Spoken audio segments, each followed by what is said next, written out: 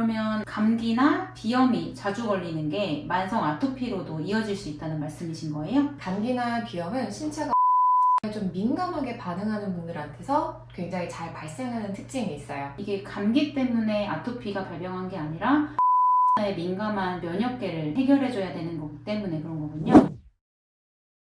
안녕하세요. 아토피를 이겨낸 한의사 청아한의원 이문교. 신나경 원장입니다. 지난번에 이런 증상 있으면 아토피 잘 안 나아요. 설사편, 수면편에 대해서 얘기를 해보았는데요. 오늘은 어떤 증상에 대해서 얘기를 나눠보면 좋을까요? 원장님 혹시 요즘 진료 보면서 환자분들한테 얘기 많이 듣는 부분이 있으신가요? 요즘 날씨가 추워지면서 감기에 걸리거나 아니면 비염 있는 분들이 좀 많으신 것 같아요. 아무래도 감기에 걸리거나 비염이 있다는 것 자체가 면역력이 안 좋다는 얘기다 보니까 환절기에 이런 증상들이랑 함께 아토피 증상도 악화되는 경우가 많아서 치료가 좀 더뎌지더라고요. 그쵸. 많은 분들이 이제 비염이나 특히 천식 이런 질환들이 아토피랑 관련이 있다. 이 부분까지는 굉장히 잘 아시는 것 같은데 비염이 재발하거나 감기에 자주 걸린다. 이것 자체가 아토피의 원인이 될 수 있다는 거는 조금 잘 모르시는 분들이 많은 것 같더라고요. 그러면 감기나 비염이 자주 걸리는 게 만성 아토피로도 이어질 수 있다는 말씀이신 거예요? 네, 그럼요. 우리가 어쩌다 한 번씩 뭐 주변 사람들한테서 감기를 옮아서 걸렸다든지 아니면 뭐 좀 무리해서 몸살에 걸렸다. 이런 거는 진짜 살면서 좀 불가피한 일일 거예요. 그런데 감기에 이제 한 번 걸리면 2주 넘게 막 지속된다든지 날씨가 조금만 추워져도 감기를 달고 산다든지 아니면 비염이 환절기마다 재발되고 막 겨울까지 이어진다. 이런 건 정말 면역력이 많이 떨어져 있다는 뜻이에요.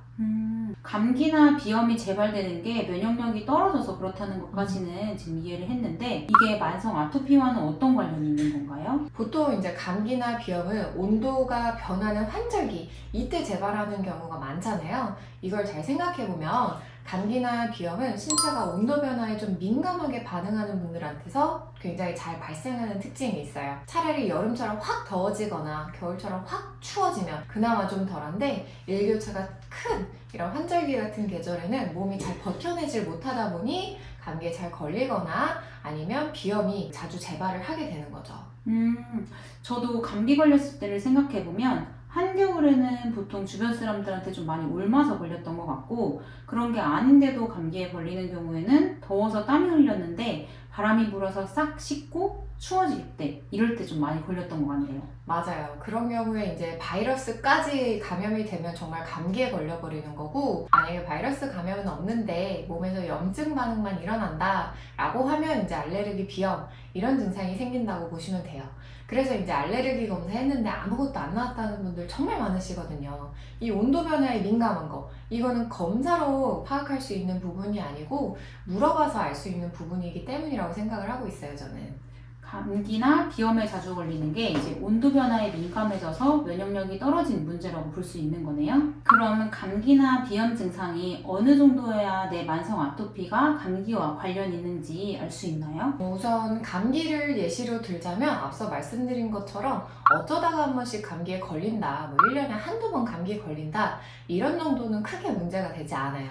그리고 이제 감기에 걸리면 뭐 한 일주일 정도 지나면 또 괜찮다 이런 정도면 괜찮은데 감기에 걸렸는데 막 2주, 3주, 4주 한 달 동안 막 고생한다 라든지 그렇게 해서 겨우 감기가 나았는데 또 금방 감기에 걸린다 이 정도로 감기에 자주 걸린다고 하면은 확실히 문제가 있다고 보면 되고요. 비염 같은 경우도 정말 막 이사할 때처럼 먼지가 뽀얗고 많고 꽃가루도 너무 많이 날리고 이럴 때 한 번씩 재채기가 나오거나 콧물이 흐르는 정도다 라고 하면 사실 크게 문제가 되지는 않을 거예요. 그런데 이제 계절마다 환절기마다 꼭 비염이 재발을 한다든지 꼭 환절기가 아니어도 항상 저녁마다 좀 코가 막히거나 콧물이 흐른다 이런 정도의 증상이라고 하더라도 그 부분은 정말 면역력을 많이 떨어뜨리는 부분인 거고 아토피에도 영향을 줄 수 있다고 볼 수 있어요. 왜 그러냐 하면은 정말 우리가 감기 바이러스 이게 체내에 들어왔을 때만 이제 몸에서 공격을 하면 별 문제가 안 되거든요. 그런데 온도 변화에 너무 민감하게 반응을 해서